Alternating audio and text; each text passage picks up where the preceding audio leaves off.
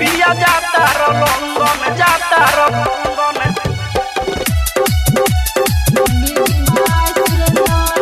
आओ ना कदी माथे चंदन हो आओ ना कदी माथे चंदन हो पिया जाता रो लंदन चल जइब सैया तो बड़ी बुझाई मीठी मीठी बात तोहर याद बड़ी आई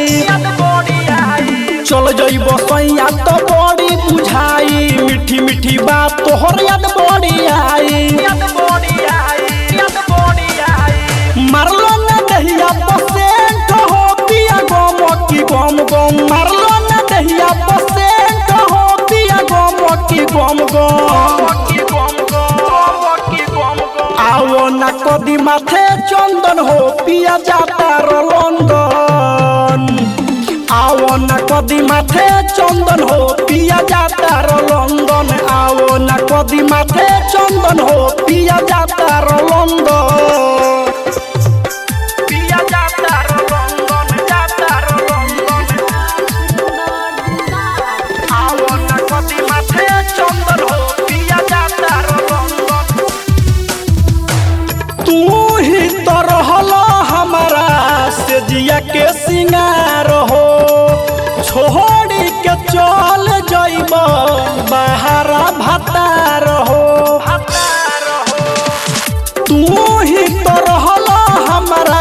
से जिया के सिंगार हो छोड़ी के चल जइब बाहरा भतार हो लगा लो क्रीम और पाउडर हो चेहरा चमकी चमचम लगा लो क्रीम और पाउडर हो चेहरा चमकी चमचम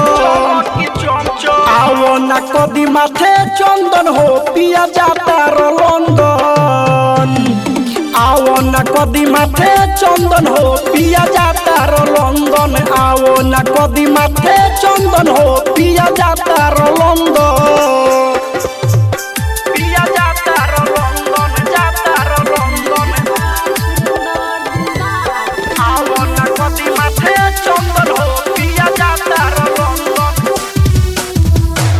राइटर से आम पियऊ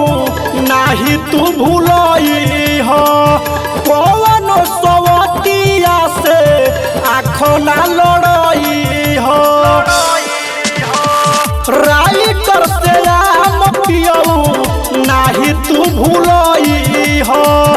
कौनो सवतिया से आँखों ना लड़ई हो दिलदार सुरेंद्र न तोड़ी हो सुनो प्यारो के बंधन दिलदार सुरेंद्र न तोड़ी हो